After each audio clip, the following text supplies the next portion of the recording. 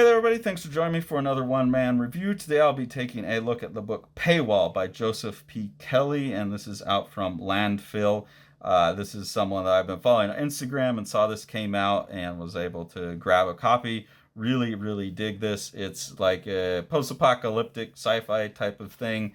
It has a really cool, like, monochrome approach mostly throughout. It flips back and forth between like 10 years ago and the present.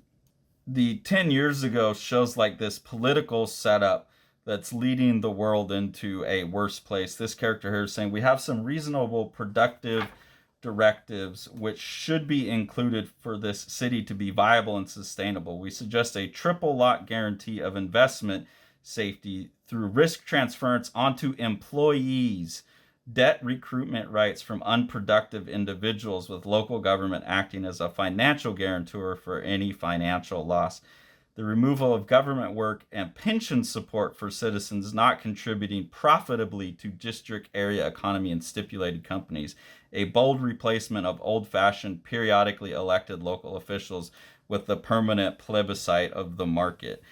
So it's like a proposal of a new way to structure that's obviously even more favorable to companies. Like you could actually owe your company money for not being productive enough. So there's like this creepy social structure, and that's what this is mostly a critique of. Then we jump to the present day and are watching people operate within this system. And we also have this lady who's kind of like a private investigator character.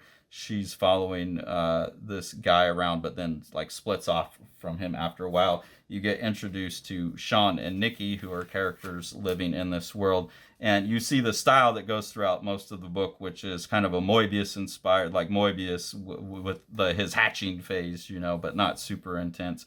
So kind of in that like European vibe. There's a number of artists working like in this style now, I think, that are doing really interesting things. And Joseph Kelly's definitely one of them. There's the wall in here. So this is a city that's been surrounded. There's like a wall outside keeping the water out. So you've made a self-contained system. The whole book is pretty much an exploration of like the idea of capitalism as always needing to get more. Like, let's lock that into a really contained environment so that process plays out more quickly. And I think that's like the thesis of the book is like, let's put this in a petri dish and then play it out and see like the actual awful dystopian world will lead to. Here that you get this letter.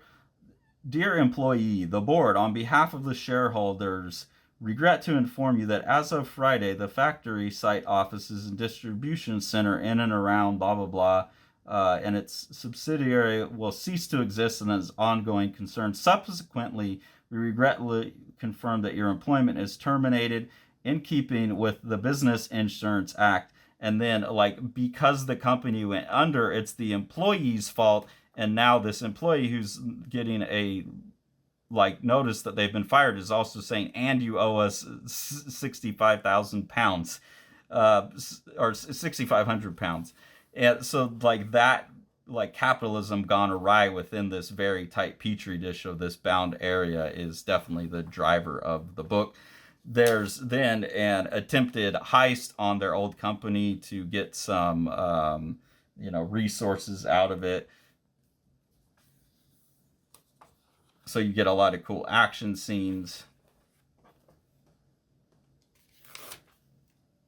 We learn about something that's called the Poseidon shipment, which is something that people are chasing down. I don't want to give away too much about this because it's new and I want you to go get it. There's some really cool stuff that shows like how this Poseidon company is marketing. How they market things that are terrible for us is that they're treating it as like humanitarian efforts. So here and also like sustainability, these type of bullshit things where they sell us on something that all reasonable people would be like, yeah, that's like well intended and good for the environment, but it's got bad intentions behind it. turning us into further and further, like, living out of porta potties, basically. So this company is repurposing porta potties and like making them these little live-in shelters, comfort cubes for the homeless or whatever. And now you can have like all these people who are out of a job. Well, at least they have their own little comfort cubes. We're really solving problems. So a lot of fun ideas and a lot of fun designs. These pages with the like more collage elements that look kind of cheesy, but it's like intentionally so, because it's like that cheesy corporate stock imagery. I think that's all really clever. And then there's also a discussion about the government owning media and communication companies. So that's here where they're selling it as a good thing, but we all know that would be terrible. Really awesome detailed art all the way throughout. Also, some, I think, really good call outs of what could happen as we move more and more to facilitating everything through apps. It was only about 6 months before we hit a problem. I went to pay my rent and the app didn't work. Thousands of pounds stuck in this app, but it's saying my phone's not compatible anymore. And I'm starting to already run into things like this where, for like safety's sake, I've got to have this authenticator app now that for like all of my work emails. And there's so many layers of extra security that like sometimes I'll have to like log into my email, use the authenticator app to log into my email, then verify something in the email, then go somewhere else, these like 12-step verification processes now. Eventually that is going to cause a problem like that. Like people might get kicked out of their house because of failure in the technology. So the fragility of what we're building is very much on display in this book. Also the recruitment into like the military. Access the most advanced arsenal in modern warfare. Develop custom combat rigs, like the gamification of this, basically. Plan your own tailored training and fitness coaching, investment opportunities, golden fist bump, signing bonuses for the first 10,000 soldiers. So the commodification and further gamification of war, which is nothing new. Here they've done a really clever thing where now phones are going to be traded in, and so they've handed in some dummy phones, like they're hacking the system. Just a lot of cool things like that, where it's, I think, a pretty clear-sighted view of a technological and political structure that we could be seeing. It kind of like a really good Black Mirror, or I just finished watching the show Years and Years. Kind of has that vibe. And then there's a little statement here at the end that I think is really powerful. Not the end, but as we're nearing the end. The accumulation of wealth, power, and assets has gone uninterrupted. There's nothing for us to bargain with, no base of power to create change. Now we are watching a frantic last dash to produce economic results from a population with nothing left. People who can't be kept up or fit in have been liquidated. And I think, like, this is pretty clear-sighted. I think we are getting to this point as the computers and robots can do more and more.